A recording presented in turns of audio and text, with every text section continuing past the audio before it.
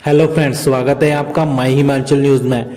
तो फ्रेंड्स, इस वीडियो में बात करेंगे हिमाचल प्रदेश की बड़ी खबरों में, तो बने रहे वीडियो के अंत तक। और फ्रेंड्स, अगर आप चैनल पे नए हैं तो चैनल को सब्सक्राइब कर दें, उसके साथ लगे बेल आइकन को भी दबा दें ताकि हिमाचल की हर ताज़ी खबरें आपको सबसे पहले मिलती रहें। तो चलिए फ्रेंड्स, पहले कोरोना वायरस पे बात कर लेते हैं। तो हिमाचल में आज 729 लोग कोरोना पॉजिटिव निकले हैं, 12 की गई है जान। हिमाचल प्रदेश में एक बार फिर कोरोना का कहर बढ़ता हुआ नजर आ रहा है। हिमाचल में बुधवार शाम 9 बजे तक 729 लोग कोरोना संक्रमित पाए गए हैं, जिसमें सबसे ज्यादा कोरोना विस्फोट जिला कांगड़ा में हुआ है। यहाँ 162 कोरोना मामले सामने आए हैं। हिमाचल में आज 12 लोगों ने कोरोना संक्रमण के चलते दम तोड़ा है। वहीं राहत की बात यह है कि प्रदेश में आज 819 कोरोना पॉजिटिव ठीक हुए हैं। आज सामने आए कोरोना मामलों के बाद हिमाचल में कोरोना का कुल आंकड़ा 46,930 पहुंच गया है। 7,475 अभी भी प्रदेश में एक्टिव केस चल रहे हैं। वहीं हिमाचल में आज तक 38,656 कोरोना संक्रमित लोग पूरी तरह से ठीक हुए हैं। हिमाचल में आज 3 जिलों में कोरोना का शतक हुआ है। हिमाचल में आज कांगड़ा जिला में 162 कोरोना मामले सामने आए हैं। इसके साथ ही सोलन जिला में 114 और शिमला में 109 लोग कोरोना संक्रमित पाए गए हैं। वहीं मंडी के 83, सिरमौर के 59, ऊना में 48, चंबा में 39, हमीरपुर में 31, कुल्लू में 36, किन्नौर में 24, बिलासपुर 13 और लाहौल स्पीति में 11 कोरोना के नए मामले सामने आए हैं। जेबीटी अभ्यर्थियों को बड़ी राहत है। 14 को होने वाली परीक्षा अब 18 को होगी, दे सकेंगे टेट। हिमाचल स्कूल शिक्षा बोर्ड ने डीएलडी भाग 2 की 14 दिसंबर को होने वाली साइंस विषय की परीक्षा को स्थगित कर दिया है। अब ये परीक्षा 14 दिसंबर की बजाय 18 दिसंबर को प्रदेश भर में सुबह 10 से 1 बजे तक होगी। बोर्ड प्रबंधन ने बदलाव 14 दिसंबर को ली जाने वाली जेबीटी की अध्यापक पात्रता परीक्षा और साइंस विषय की परीक्षा को एक साथ आने के बाद किया है। स्कूल शिक्षा बोर्ड ने हाल ही में टेट की तिथियां घोषित की हैं। बोर्ड की ओर से जारी तिथियों में जिस दिन जेबीटी टेट होना था उसी दिन डीएलडी भाग 2 के साइंस विषय की परीक्षा का भी शेड्यूल जारी किया था। वहीं दोनों की परीक्षाएं सुबह के स्तर में ही होने के कारण प्रदेश के हजारों छात्र इनमें से एक परीक्षा को नहीं देने से वंचित रह रहे थे, जिसके चलते उनमें असमंजस की स्थिति बनी हुई है। डीएड भाग 2 के छात्र दिनेश, नरेंद्र, नितेश, अंजलि, अशोक कुमार, सपना कुमारी, जैन लाल, मुनीश, अनुराधा रोहन ने कहा कि अभ्यर्थी ने बोर्ड प्रबंधन से परीक्षा के शेड्यूल में बदलाव करने की मांग उठाई थी ताकि वे दोनों ही परीक्षा दे सकें। परीक्षा का शेड्यूल क्लेश होने का मामला आया था। इसके चलते बोर्ड प्रबंधन को डीएलएड भाग 2 की 14 दिसंबर को होने वाली परीक्षा को स्थगित कर दिया है। अब परीक्षा 18 दिसंबर को सुबह 10 से 1 बजे तक ली जाएगी। इसका नया शेड्यूल बोर्ड ने जारी कर दिया है। डॉक्टर सुरेश कुमार सोनी, अध्यक्ष शिक्षा बोर्ड धर्मशाला द्वारा ये बात कही गई है। कोरोना की चेन तोड़ने को 5 दिन का लॉकडाउन। जिला मंडी में कोविड-19 के बढ़ते मामलों को देखते हुए जिला प्रशासन ने इस चेन को तोड़ने के लिए कुछ सुझाव दिए हैं, जिन पर अमल करने के लिए संबंधित व्यापार मंडलों में से सहयोग मांगा है। इसी कड़ी में तहत सुंदरनगर प्रशासन ने भी सुकेत व्यापार मंडल से संपर्क कर सुझाव दिया है कि या तो व्यापार मंडल स्वेच्छा से कोरोना की चेन तोड़ने के लिए 5 दिन का लॉकडाउन करें, अन्यथा सरकार के निर्देश के अनुसार सभी व्यापारी और उनके कर्मचारियों के कोरोना टेस्ट किए जाएंगे। व्यापारियों के टेस्ट करने की प्रक्रिया पूरी करने के लिए करीब 20 दिन का समय लगेगा। अगर व्यापारी स्वेच्छा से 5 दिन का लॉकडाउन करते हैं तो वे इस लंबी प्रक्रिया से बच सकते हैं। बद्दी में इंसानी शर्मसार, घर के बाहर नवजात को छोड़ अज्ञात लोग फरार।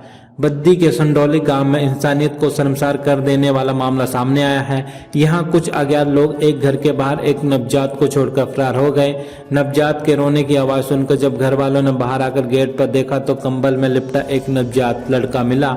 इस पर उन्होंने पुलिस को मामले की सूचना दी। सूचना मिलते ही पुलिस मौके पर पहुंची और नवजात को कब्जे में लिया। नवजात को कोरोना जांच में मेडिकल कराने के लिए बद्दी महिला पुलिस उसे पीजीआई ले गई। पुलिस ने जैसे ही उस नवजात शिशु के गेट पर छोड़ने की लाइव सूचना दी तो बच्चे को लेने वालों के महिला थाने में फोन आने शुरू हो गए हैं। एसपी नरेंद्र कुमार ने बताया कि पुलिस द्वारा सीसीटीवी कैमरे की मदद ली जा रही है।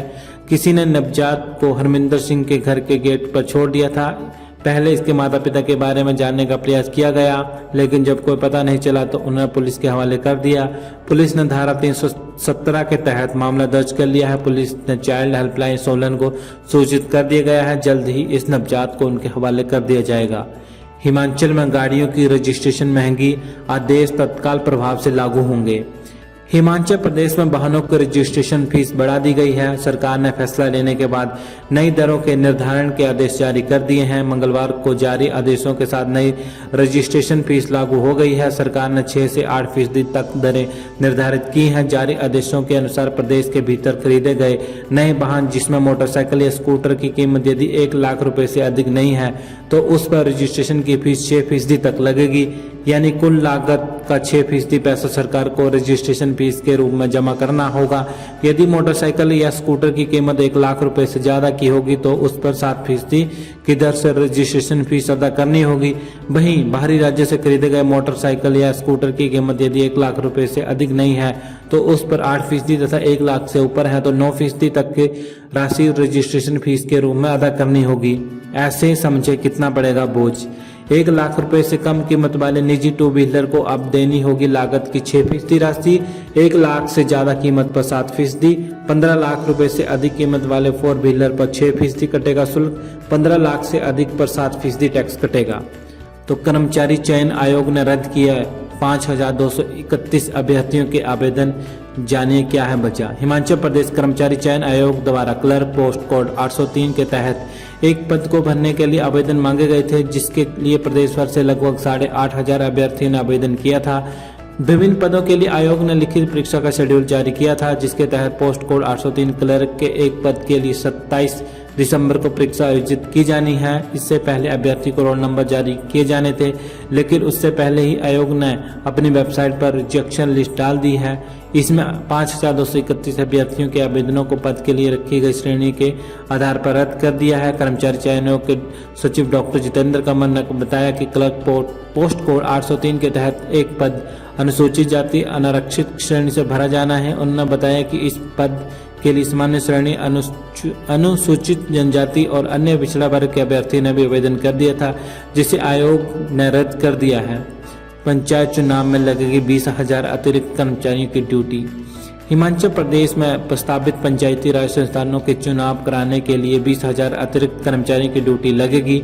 राज्य चुनाव आयोग ने पिछले पंचायत चुनाव में 50,000 कर्मचारियों की ड्यूटी नवंबर में लगा दी गई थी। आयोग के अधिकारियों के मुताबिक पंचायती राज संस्थानों के चुनावों में पिछली बार कुल 7500 पोलिंग पार्टियां चुनाव ड्यूटी पर भेजी गई थी। कुल 3615 चुनाव अधिकारी तैनात किए थे। प्रदेश में इस बार पंचायतों की संख्या 3226 से बढ़कर कुल पंचायतों की संख्या 3615 तक पहुंच गई है। इसके अलावा पंचायतों के वार्डों की संख्या 21,384, पंचायत समिति के वार्ड 1791 और जिला परिषद के वार्ड 249 हैं। इस हिसाब से प्रदेश में पंचायती राज संस्थानों के चुनाव कराने के करीब 17,000 कर्मचारियों की चुनाव ड्यूटी लगाई जा रही है। इस बार प्रदेश में पंचायती राज संस्थानों के चुनाव कराते समय कोरोना महामारी के संक्रमण की चुनौती से राज्य चुनाव आयोग को भी निपटना होगा। इसके लिए चुनाव आयोग चुनाव ड्यूटी में पहली बार स्वास्थ्य विभाग के कर्मचारियों की चुनाव ड्यूटी लगाने के लिए विवश है। इस बार प्रत्येक मतदान केंद्रों में पोलिंग पार्टियों की संख्या भी बढ़ेगी और चुनाव अधिकारियों की संख्या भी ज्यादा रहेगी। जयराम ठाकुर की चुटकी जनता कह रही है, पहला सीएम जिसने शादी में नाचने पर रोक लगा दी। अगर 15 दिसंबर के बाद कोरोना संक्रमण को लेकर हालात ठीक रहे तो सरकार द्वारा की गई सख्ती में कुछ ढील दी जा सकती है। ये बात मुख्यमंत्री जयराम ठाकुर ने थुनाग उपमंडल में विभिन्न विकासात्मक कार्यों के शिलान्यास करने के दौरान ऑनलाइन जनता को संबोधित करते हुए कही। उन्होंने कहा, जिस तरह से प्रदेश में कोरोना संक्रमण बढ़ रहा था उसे देखते हुए सख्ती की जाना जरूरी थी। वर्तमान में कई लोग कह रहे हैं कि पहला सीएम है जिसने शादियों में नाचने पर रोक लगा दी, लेकिन ये रोक जनता की सुरक्षा के लिए लगाई है। उन्होंने कहा, पहले शादियों में जुटी भीड़ कोरोना संक्रमण फैलाने का मुख्य कारण बनकर सामने आई थी। इस कारण 50 लोग ही शादियों में तय किए गए हैं।